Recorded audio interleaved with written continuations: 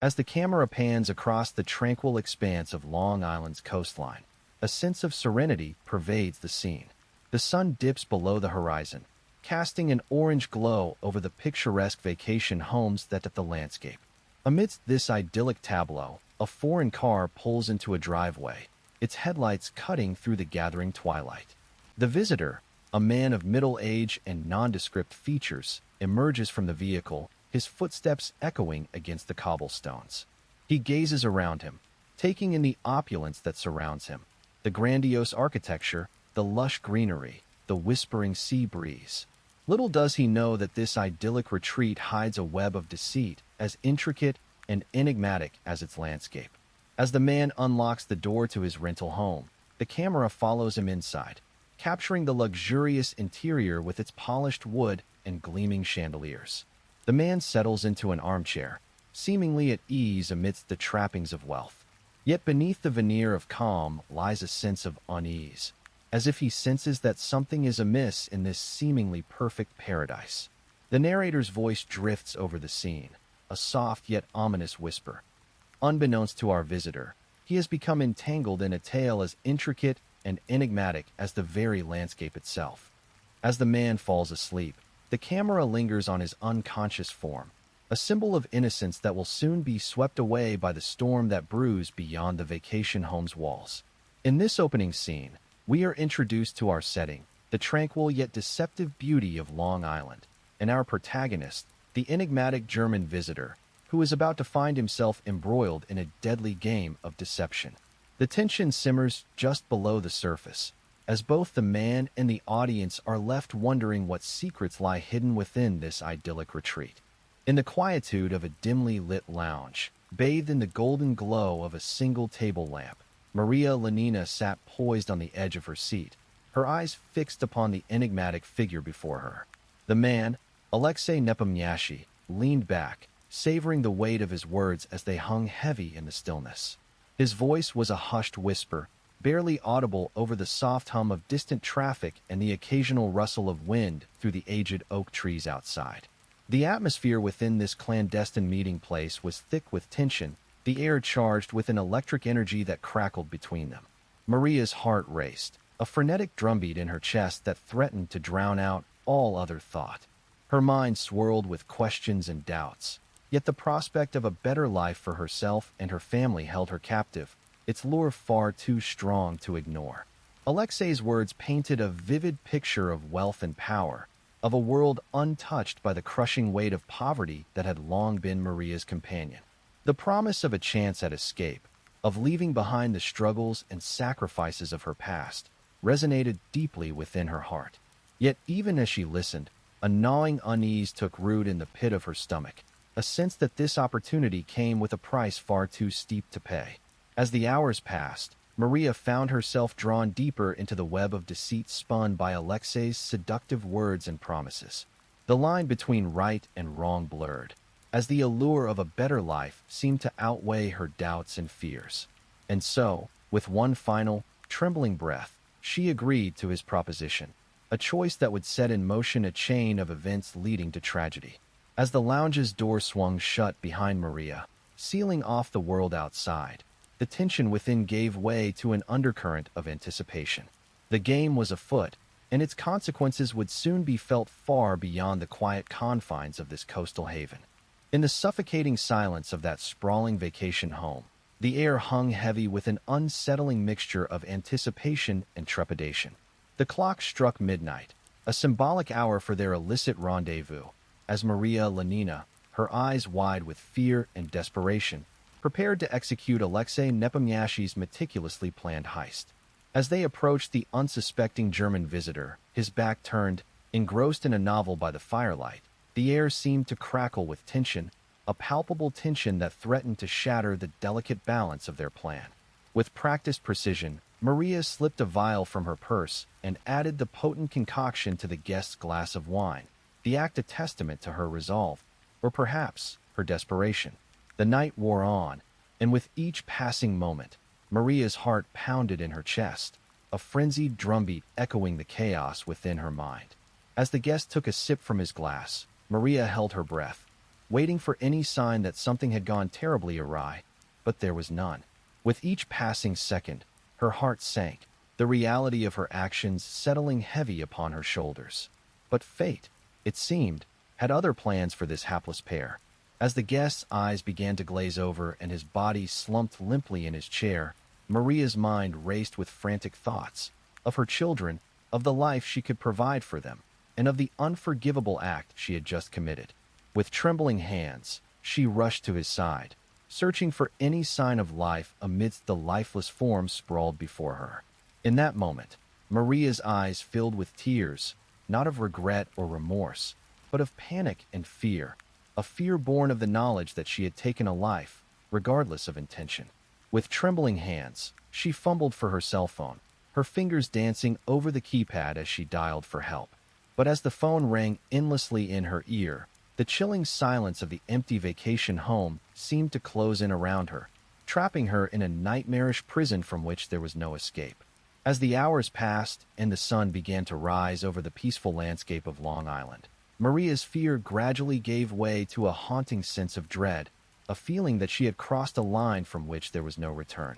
The once pristine vacation home now bore witness to a tragic crime, a crime that would set in motion a chain of events that would forever alter the lives of those involved and leave the audience questioning the true nature of guilt, redemption, and the sometimes capricious hand of fate. In the somber hues of autumn, Long Island stood as a testament to nature's resilience in the face of human adversity.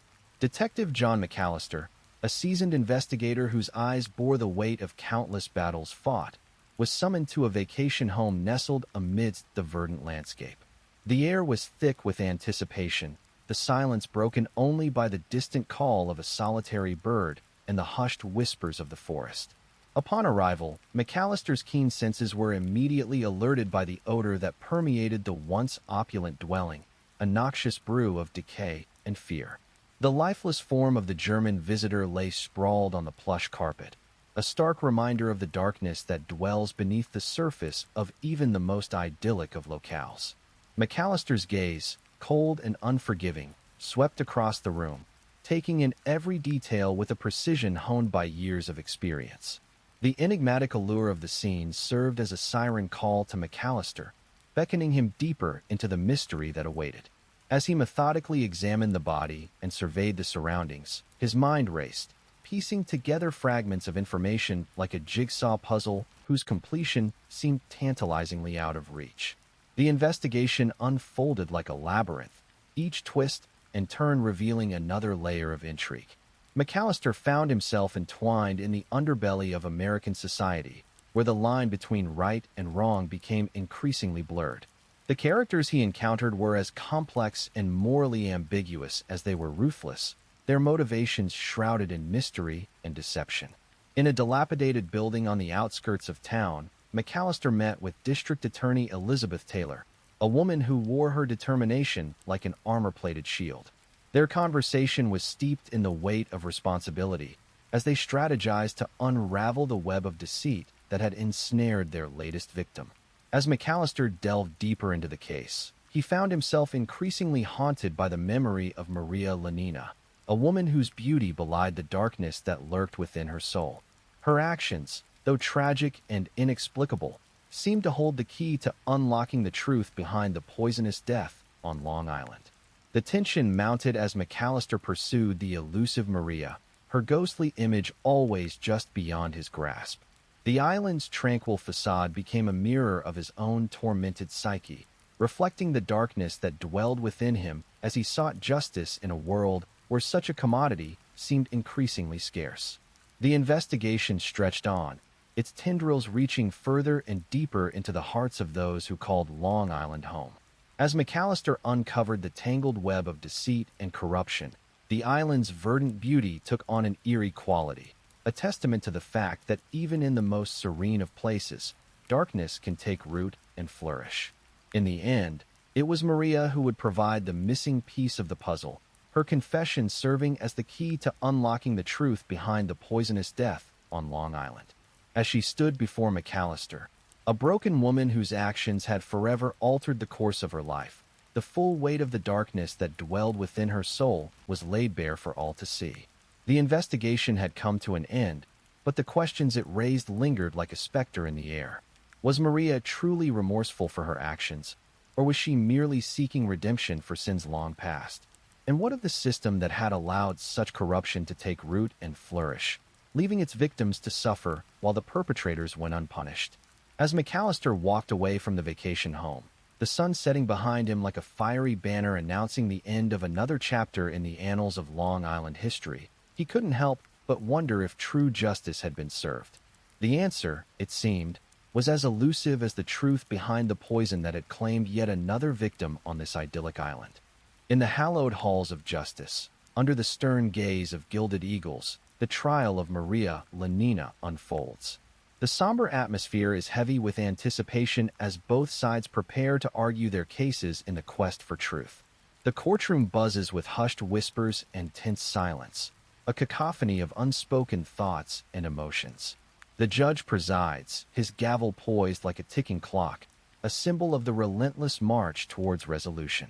In the dimly lit defense table, Maria stands, her head bowed in remorse. Her gaze flickers nervously between her attorney and the solemn faces of the jury. Her heart races, her palms slick with sweat, as she ponders the fate that awaits her. On the opposite side, District Attorney Elizabeth Taylor marshals her forces, her steely gaze piercing through the veil of doubt that surrounds Maria's guilt. She presents her case with a passion born of conviction and a determination to see justice served. The courtroom becomes a battleground, a dance between truth and deception, as each side presents their arguments. The defense argues for coercion and remorse, appealing to the jury's sympathies, while the prosecution weaves a tale of greed and cold-blooded murder. As the days wear on, the tension mounts, the uncertainty gnawing at the hearts of all present. The verdict hangs in the balance, teetering precariously on the edge of justice. Will Maria be found guilty or innocent? Can the American justice system provide true justice for all? The fate of a life rests on the decision of 12 jurors, their faces masks of concentration and determination. As they deliberate, the courtroom is a still, silent void, the ticking clock the only sound echoing through the hallowed chambers. And then, as if time itself had paused, the jury returns, their verdict in hand.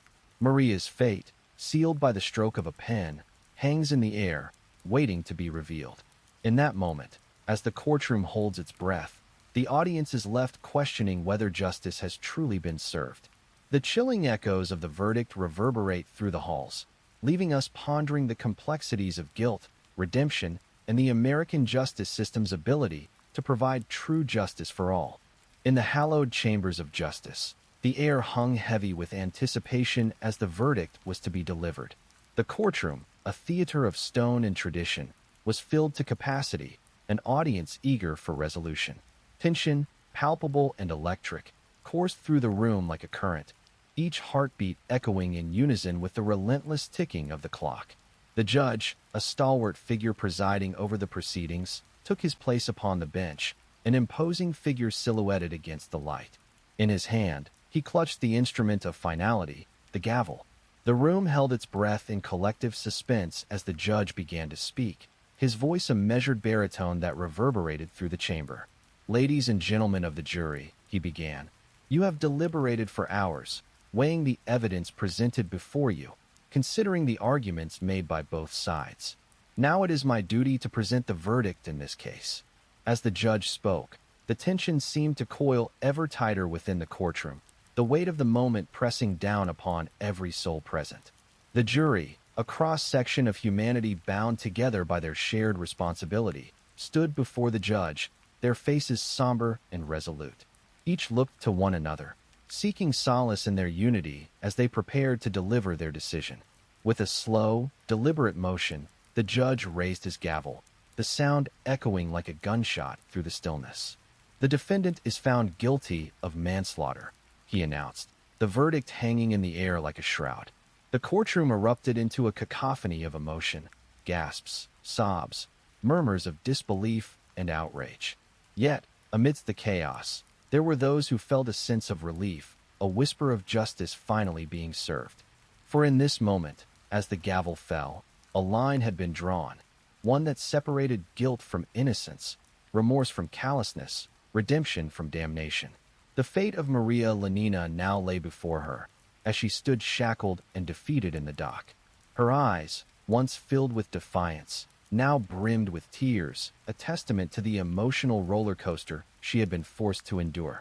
The courtroom seemed to hold its breath as the jury foreman rose, stepping forward to deliver the sentence that would determine Maria's future. "The jury recommends," he began, his voice quavering with the weight of their decision, "that the defendant be sentenced to 15 years in prison." The room exploded once more into a whirlwind of emotion, each soul present grappling with the implications of the verdict and the consequences it would bring. As the gavel fell again, signaling the end of the trial, the audience was left to ponder the complexities of guilt, redemption, and the American justice system. The fate of Maria Lunina hung in the balance, a reminder that while some may seek to escape the consequences of their actions, others must face them head-on. And as the courtroom emptied, the hallowed chambers of justice stood silent, an echo of the emotions and questions left unanswered within its walls. For in this tale, it was not only Maria's fate that had been decided, but also the nation's, as they were forced to confront the reality of their own moral compass and the sometimes blurred lines between justice and injustice. The Long Island Poison, a tale of deception and redemption, came to a close, leaving its audience with a sense of emotional impact that lingered long after the final gavel fell. For it was not just a story of crime and punishment, but also one of hope, redemption, and the enduring power of the human spirit to persevere in the face of adversity. And as the sun set over Long Island, the verdant expanse seemed to shimmer with newfound depth, a reflection of the complexities and mysteries that lie hidden beneath its tranquil surface.